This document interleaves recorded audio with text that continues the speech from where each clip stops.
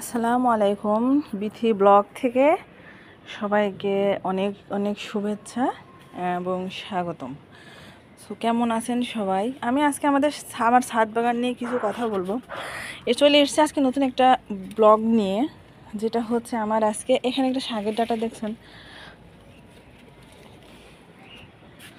অনেকগুলা শাকের ডাঁটা হয়েছে, তারপরে আম ধরছে এবং এগুলোর অনেক যত্ন লাগে এবং সেটা কিভাবে নিতে হয় আমি নেক্সট ব্লগে বলে দিব।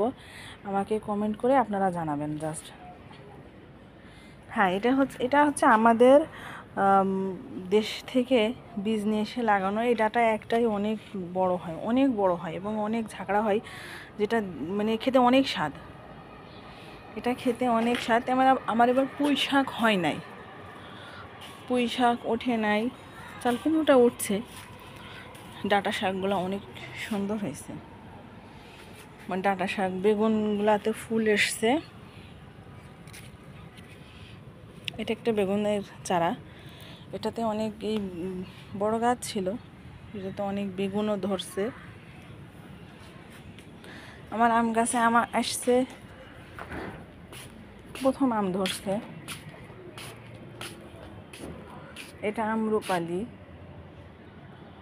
নারিনেল গাছের সব ফুলগুলা আবার ঝরে গেল, কেন গেল জানি না, কিন্তু এই যে আম ধরছে আমার গাছের। সবাই কেমন হয়েছে জানাবেন।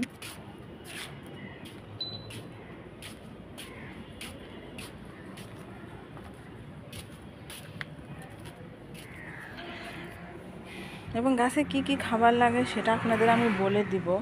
আমার অনেকগুলা ডাঁটা শাক হয়েছে এবং এটাতে কি কি সার দেওয়া লাগে, কি কি জৈব সার দিতে হয় না। এটা ওলকচু, আমার ওলকচু, এই যে ওলকচু গাছ হয়েছে আমার, এই যে আমার ওলকচু গাছ হয়েছে অনেকগুলা, 13টা বস্তায় আমি দিছি ওলকচু গাছ। আর এটা হচ্ছে দশতালুর পাতা, যাকে বলে আমরা দেশ গ্রামে বলি, এটা ভর্তা করে খাই।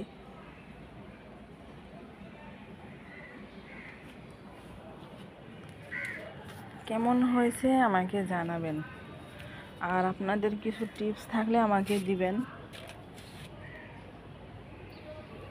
ওখানে ভেন্ডি গাছ আছে, ফুলের গাছ।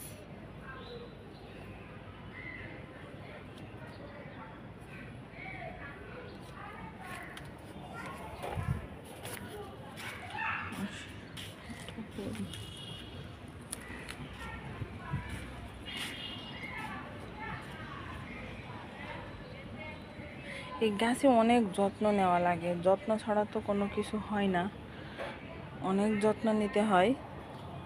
এবং আমি কি যত্ন নেই এবং কি সার দেই, জৈব সার কি কি দিলে সবচেয়ে বেস্ট হয় সেটা আমি আপনাদের বলে দেব। কমেন্ট করে জানালে আমি নেক্সটে সেই ভিডিও করে আমি আপনাদেরকে বলে দেব যে কি কি সার দেওয়া লাগে। আর এই যে গাছগুলো দেখছেন, এটা অনেক লম্বা হবে, এটা তো মাত্র এখন ছোট, এটা অনেক লম্বা হবে অনেক। আমার 3 ভ্যারাইটির ডাটা আছে, এখানে একটা ডাটা শাক, এটা একটা, আর এই যে দেখতে তো পাচ্ছেন কি বড়, এটা অনেক লম্বা হবে, ঝড়ে সেদিন পড়ে গেছে। তারপরে আর এই যে এটা একটা, এই যে 3টা ভ্যারাইটি আর কি ডাটা, শাকের ডাটা।